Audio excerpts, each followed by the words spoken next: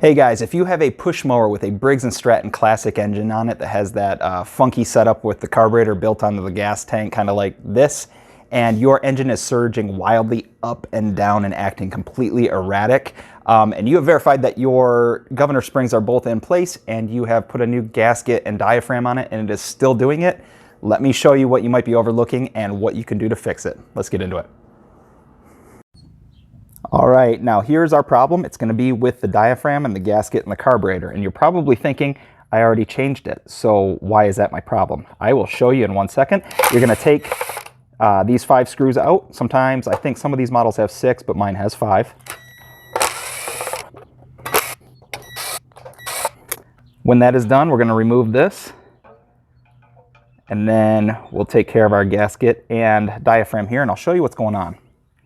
All right, now the problem with these old carburetors, obviously you want to clean it out and make sure that you have this spring here and make sure that all of the jets and everything are cleaned out properly, which means spraying some carb cleaner in here, removing this, spraying carb cleaner through there, the main jet, making sure that everything, gas can pass through everything just fine.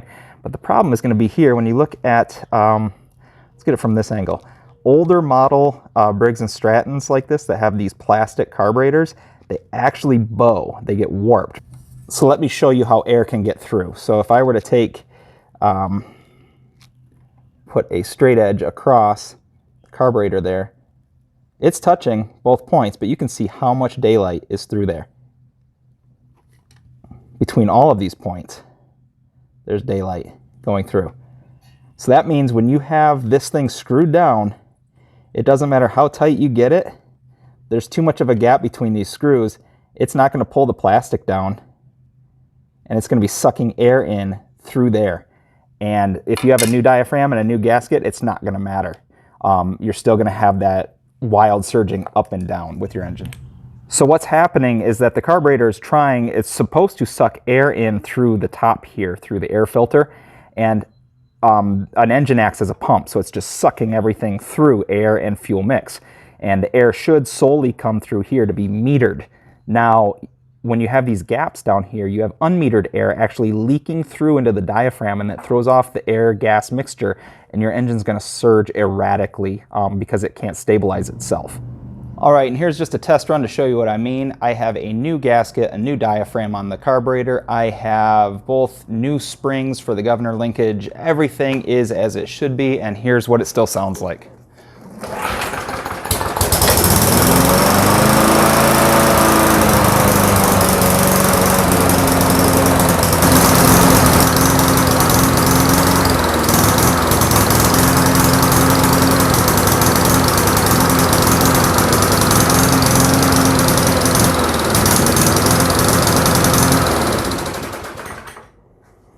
So now that we know that we have this air gap, what do we do? Well, we can get a new carburetor off of Amazon, and these will run about 17 bucks, 18 bucks, depending on which model you need.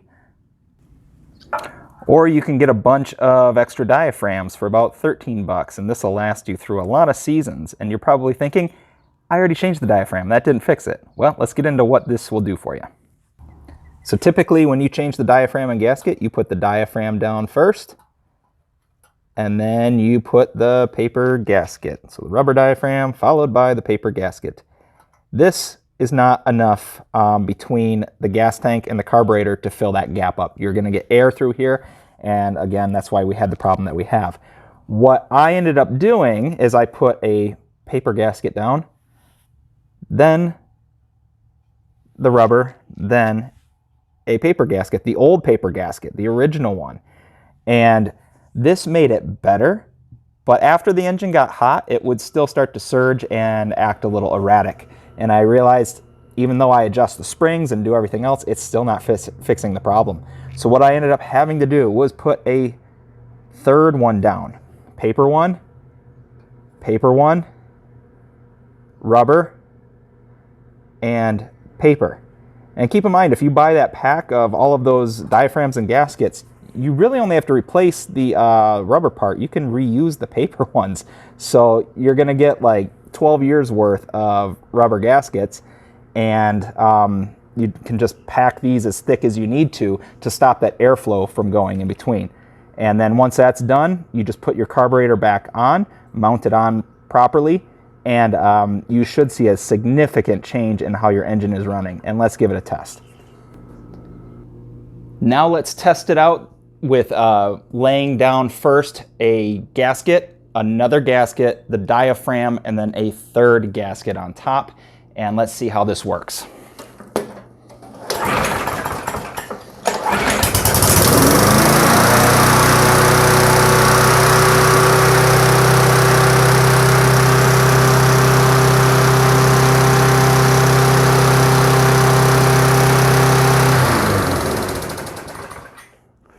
Runs very smooth now.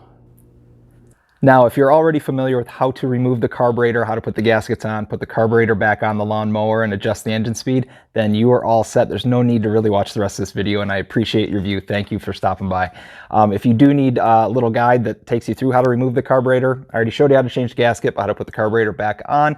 And I have some pitfalls that you want to avoid, otherwise you'll make the problem worse or just keep it the same, then feel free to stay tuned, and I'll also guide you through how to adjust the engine speed as well once you get that unmetered air problem fixed. So let's get into it. Okay, to remove the carburetor on a Briggs & Stratton Classic engine, we just need to take a 1/2-inch socket and remove this bolt here, and then whatever fixture you have here. I've fixed a lot of lawnmowers. This seems to always get lost and replaced with something. In my case, I just need a flathead screwdriver to take that off. You might have a nut and bolt setup or something else, but take these two off, and then the air filter as well. So flathead screwdriver, remove that, take the air filter out, and then we're gonna pull this off, and I'll show you how to do that. All right, just gonna take out this one here.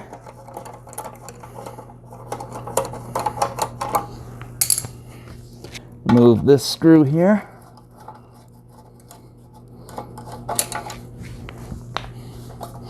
And remove the air filter.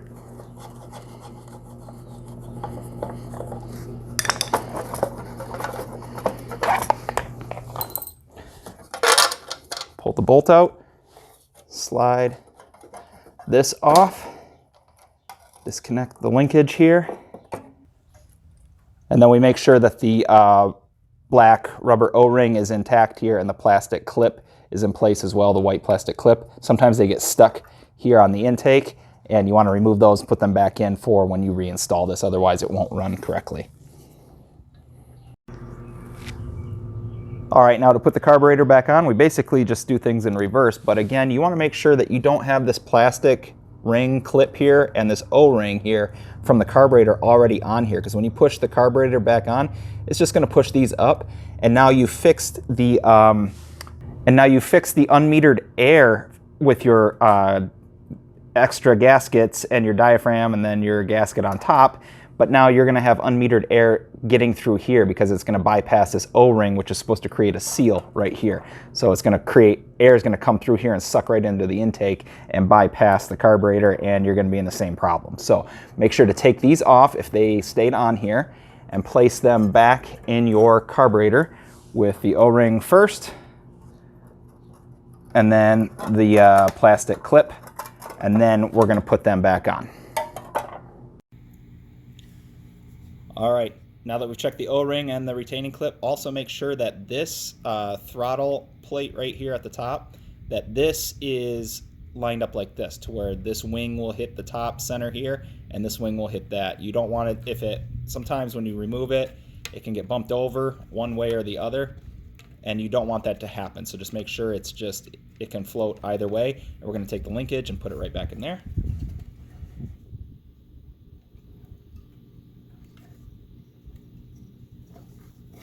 From there, once the linkage is connected, push the this part where you put the O-ring right onto the intake, and then connect this rubber boot here back onto the breather tube, and it should just kind of stay on its own. And then we're going to put the 1/2-inch bolt back.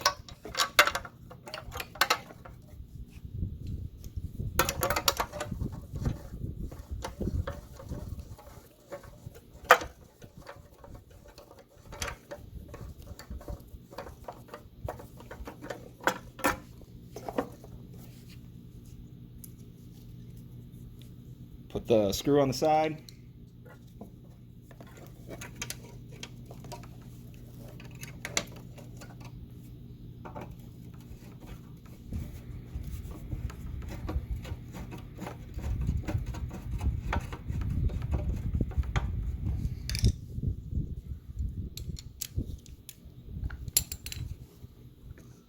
And the air filter, you put the pointy side facing backwards.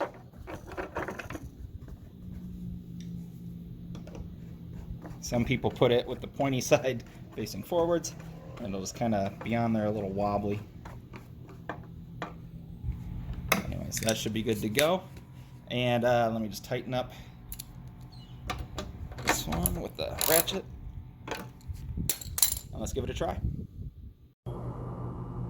All right, now that we have the two gaskets, a diaphragm and a gasket on top, and we have fixed the unmetered air getting through the carburetor, we're gonna start it up and clamp down the brake. And then once that's done, we can adjust the springs, and now that the engine is running smoothly, and we can get the desired engine speed that we want.